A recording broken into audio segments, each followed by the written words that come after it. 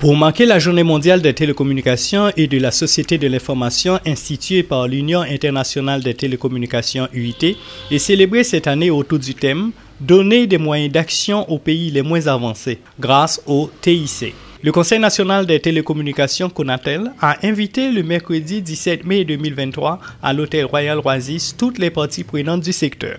Haïti, c'est belle la mer, c'est belle montagne avec belle rivière. C'est belle plage à pied cocoyer.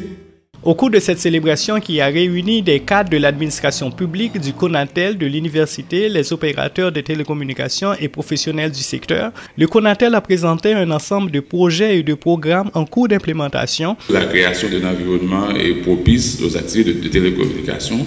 Le CONATEL est appelé à fournir un appui adéquat au déploiement de l'infrastructure des télécommunications. Le renforcement des capacités. On a redynamisé le centre de formation pour pouvoir mieux armer les employés afin qu'ils puissent répondre aux besoins du secteur. Le programme Réparer Net, qui consiste à former des jeunes des deux sexes dans la réparation de téléphones cellulaires. Le développement de l'économie numérique. C'est d'abord la mise en place d'un service de développement de l'économie numérique au sein de la direction économique et des prospectives.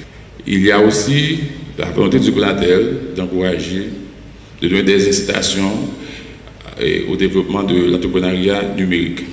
Monsieur Jean-Marie Ménian, président à cette activité, représentant du ministère des Travaux publics, Transports et Communications, a souligné les déficits à combler dans la qualité des services fournis par les opérateurs de téléphonie mobile et les fournisseurs d'accès à l'Internet et a du même coup encouragé les démarches du directeur général du CONATEL qui vise à compléter la migration des stations de radio et de télévision analogiques vers le numérique.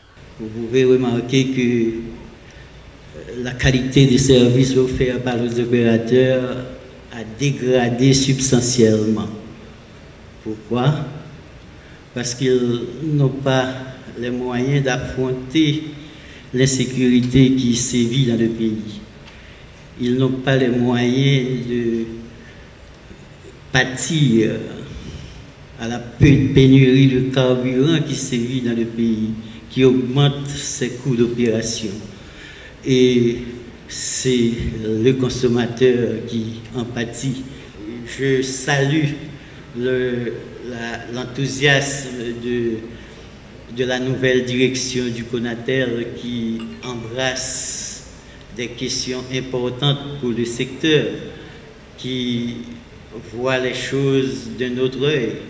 Donc nous espérons que la sécurité dans le pays va suivre pour que le DG puisse trouver les moyens et les canevas pour agir favorablement au développement du secteur.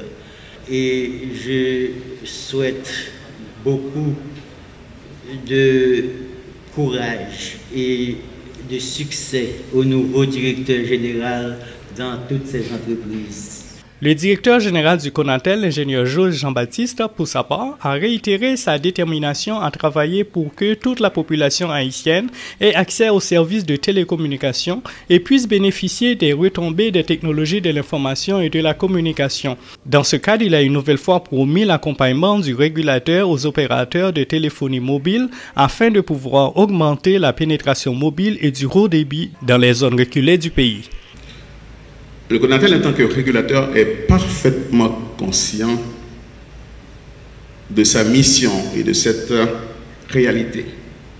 Voilà pourquoi la direction générale s'engage avec toute l'équipe du CONATEL à mettre le secteur des TIC au service du développement d'Haïti à travers une régulation appropriée.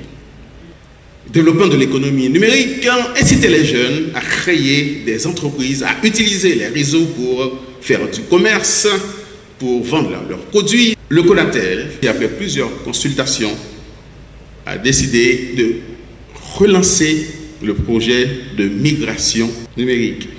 Nous savons déjà que l'opérateur étatique, à savoir la TNH, avait déjà fait un pas en avant en mettant en place une plateforme numérique qui fonctionne sur la chaîne 10 nous avons reçu une demande d'un opérateur privé, la Télé Pacifique, de procéder à des tests pour la création, la mise en place d'une plateforme numérique. Et nous espérons que si cette expérience est concluante, d'autres demandes émergeront, non seulement pour la zone métropolitaine, mais dans les autres provinces, pour qu'on accélère vraiment la migration vers le numérique. Créer un environnement propice aux activités de télécommunication, développer l'infrastructure de l'information, renforcer les capacités et développer l'économie numérique. Ce sont là des programmes et projets en cours d'implémentation en vue de matérialiser le thème choisi par UIT. Nous bâtissons, nous samba, lever matin, prend la vie.